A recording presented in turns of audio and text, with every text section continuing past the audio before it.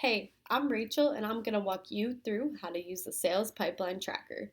You could follow along with the Excel file here, or you could try the Google template. I'm going to try the Google template. It's super important for anyone that's using this Google template to click File and then click Make a Copy because as of now, you're only in view mode and you can't actually make edits. So once you do that, a copy of the spreadsheet will populate and you can go ahead and start making your changes. Once it loads up, you land on this intro page and it explains what's included. We're going to start on the second tab, the Prospect Organizer. Now this sheet is organized by month. Each month is color coded. And then each month is broken down into 4 categories. These categories are based on the probability of a prospect closing that month. So a prospect that's very likely to close, like say 90%, would go in the guaranteed to close section. Ones that aren't so likely, like 10%, even 20, then they're going to go down in the stretch deals category. Now, you want to go ahead and delete the filler information and go ahead and add your own. It's as simple as adding a company name, contact name, cycle stage, where's the prospect at in the sales cycle. It could be anything from first touch point all the way to paperwork pending. Next step in place, do you have a phone call scheduled? Maybe a demo? Go ahead and record that here. MRR, monthly recurring revenue. How much money is this prospect projected to bring in each month? At this point, you should have a good idea of what the prospect's worth.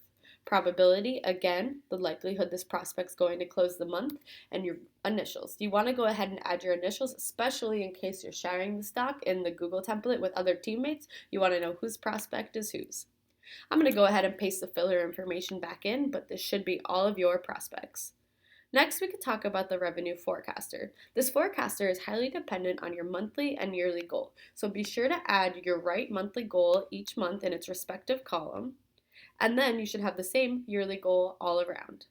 Now, it's super important to note that this is a little bit manual. If you want a more automated prospect that includes all of this and more, you should check out HubSpot's free CRM. You can Google it or you can click the link on the first page of this spreadsheet.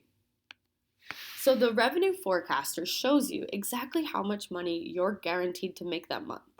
This is projected based on the prospects that you put in the guaranteed column. So you can also see how much money you're likely to make, how much money you might make, and how much money you really could make if your deals all come through. This is super cool because you can move a prospect from, say, guaranteed to potential, and you'll watch your percent of monthly goal go down so you can see just how important that one prospect was, and it can help you with prioritizing.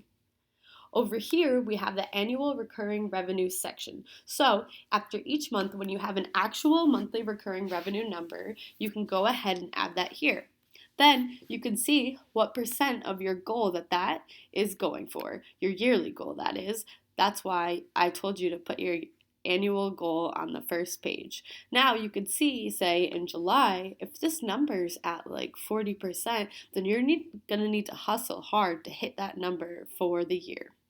You can also view it here, where you see how much you actually made that month versus your quota. So when you get to a month a little farther down, like say August, you can really see how you did for the year, right? Like you totally crushed it in March and you didn't do as well in April. So you know how hard you have to hustle to hit that red line and go above and beyond.